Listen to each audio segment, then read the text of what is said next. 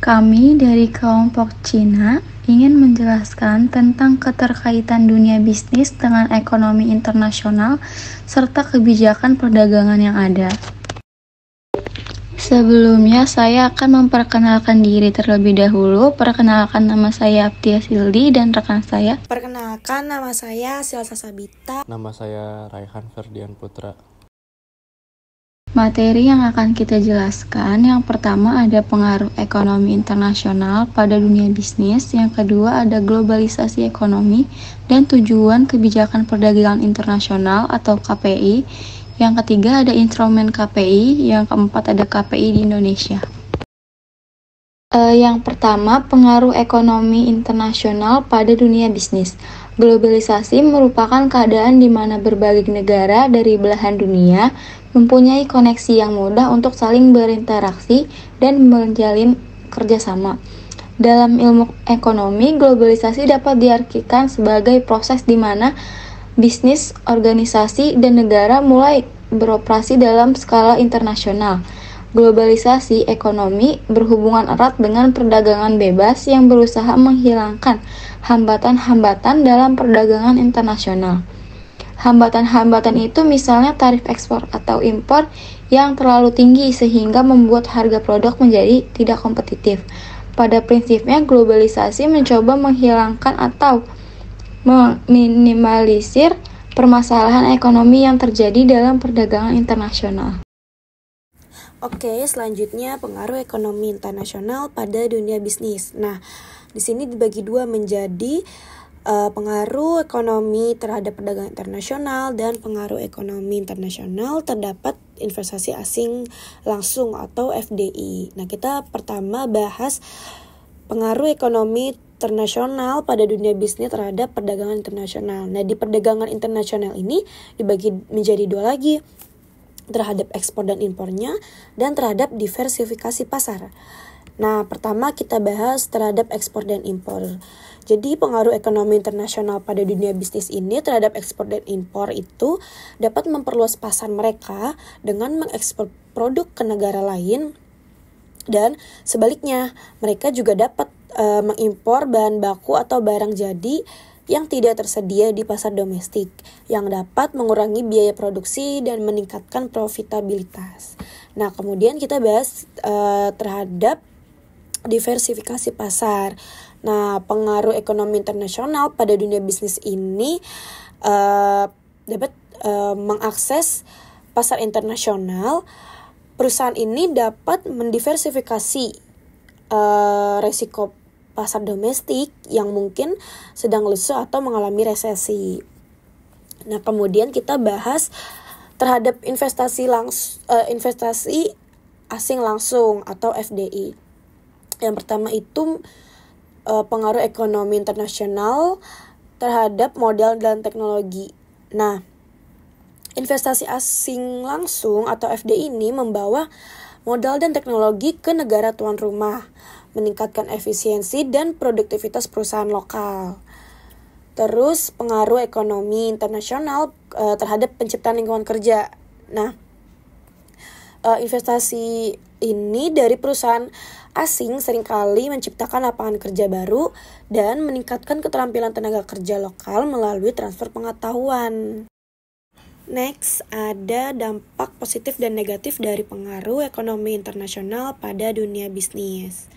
Nah, dampak positifnya dulu. Pertama ini dampak positifnya itu biaya yang dikeluarkan sebuah negara menjadi lebih efisien dan bersaing di pasar dunia.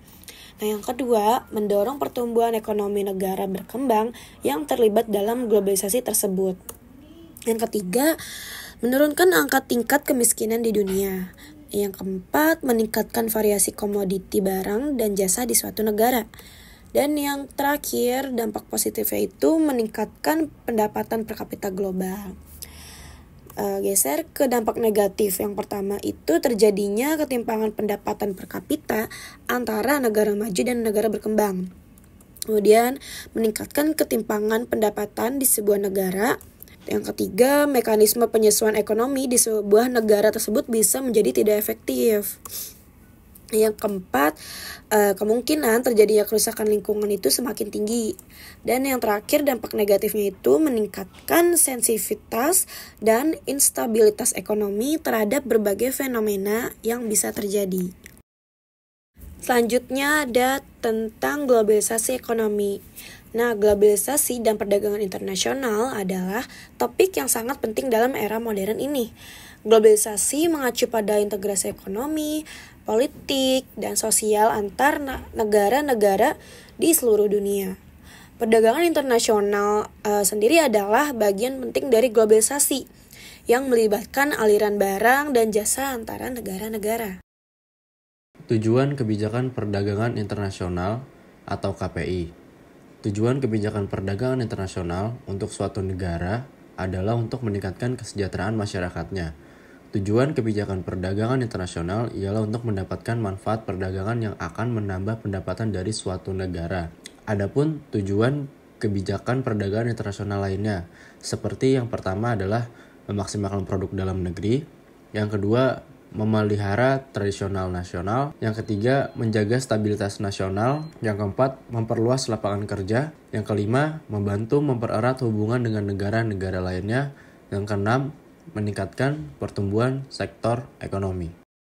Lalu selanjutnya ada instrumen KPI yaitu impor. Yang pertama adalah pengenaan tarif biaya masuk, pembebanan biaya atas barang-barang yang melintasi daerah pabean. Lalu selanjutnya ada pelarangan impor, yaitu mencegah masuk barang-barang dari negara lain. Lalu selanjutnya ada penerapan kuota impor, yaitu kebijakan pemerintah membatasi jumlah barang-barang yang masuk dari luar negeri. Lalu selanjutnya ada pemberian subsidi, yaitu kebijakan pemerintah membatasi jumlah barang-barang yang masuk dari luar negeri. Lalu selanjutnya di sini ada aksi dumping, yaitu kebijakan pemerintah yang menerapkan diskriminasi atas harga suatu barang tertentu. Lalu ada devaluasi, yaitu kebijakan pemerintah suatu negara yang menurunkan nilai mata uangnya atau kurs mata uang terhadap mata uang asing. Lalu selanjutnya ada premi, yaitu tindakan pemerintah suatu negara yang memberikan dana tambahan buat para produsen nasional yang bisa mencapai target produksi barang atau jasa tertentu. Di slide selanjutnya yaitu KPI di Indonesia. Perdagangan internasional Indonesia mengalami perubahan struktural yang signifikan. Pemerintah Indonesia harus merespon fluktuasi harga komoditas, ketidakpastian pasar, dan hambatan perdagangan dengan kebijakan yang efektif. Pemerintah Indonesia memiliki tanggung jawab untuk mengembangkan kebijakan perdagangan internasional yang adaptif dan responsif. Kebijakan tersebut harus mampu mengatasi ketidakpastian global sambil tetap memanfaatkan peluang yang ada di pasar internasional. Dalam konteks ini, diversifikasi ekonomi dan peningkatan daya saling menjadi kunci dalam menghadapi dinamika perdagangan global, mendorong sektor-sektor ekonomi non-komoditas, meningkatkan inovasi, dan memperkuat infrastruktur merupakan langkah-langkah strategis untuk mengurangi ketergantungan pada sektor tertentu. Dalam upaya meningkatkan efektivitas kebijakan perdagangan internasional, kerjasama antara pemerintah, sektor swasta, dan akademisi juga memegang peran krusial. Kebijakan perdagangan internasional di Indonesia harus selaras dengan dinamika global sambil tetap mempertahankan karakteristik ekonomi domestik. Dengan demikian, Indonesia dapat memanfaatkan potensinya sebagai pemain utama dalam area perdagangan internasional, memberikan kontribusi positif bagi pertumbuhan ekonomi nasional dan kesejahteraan masyarakat. Lalu di sini selanjutnya ada studi kasus dari kelompok kami, yaitu dari negara Cina, dari kelompok kami yang kami pilih, yaitu Cina telah mengalami beberapa permasalahan ekonomi seperti kejatuhan sektor properti dan penurunan pengeluaran. Dampaknya meluas ke negara lain seperti Australia, Brazil, dan beberapa negara di Afrika. Harga di Cina juga tetap rendah yang bisa membantu mengendalikan kenaikan harga tanpa menaikkan suku bunga lebih lanjut. Meskipun demikian, beberapa analisis masih khawatir akan terjadinya bencana global yang lebih besar. Ekonomi Cina telah melambat dalam beberapa waktu terakhir, meningkatkan tekanan deviasi yang mungkin berlanjut pada beberapa kuartal mendatang. Data kredit juga menunjukkan penurunan permintaan pinjaman dari sektor bisnis dan rumah tangga. Masalah di sektor properti semakin memburuk dengan perusahaan properti seperti Country Garden dan Evergreen Group mengalami kesulitan keuangan. Cina juga menjadi penyangga ekonomi global terutama dalam beberapa tahun terakhir. Pada tahun 2009, tingkat pertumbuhan PDB-nya mencapai 9,1% dan kontribusinya terhadap pemulihan ekonomi global lebih dari 50%. Cina tanpa disadari menjadi mesin pertumbuhan ekonomi global. Tanda Made in China di seluruh dunia adalah sinyal penting yang menyatakan negara Cina telah menjadi bagian integral dari ekonomi global. Dalam beberapa tahun terakhir, Cina telah menjadi kontributor terbesar dalam pertumbuhan ekonomi global. Porsi perekonomian Cina sebesar 18,5% terhadap ekonomi global pada 2021, naik dari 7,2% pada 2012. Produksi domestik bruto PDB Cina pada 2021 sebesar 16,4 triliun atau 18 kali dari besaran ekonomi pada 2012. Mungkin ini saja presentasi yang dapat kelompok kami sampaikan. Kurang lebihnya materi yang kelompok kami sampaikan kami mohon maaf. Wassalamualaikum warahmatullahi wabarakatuh.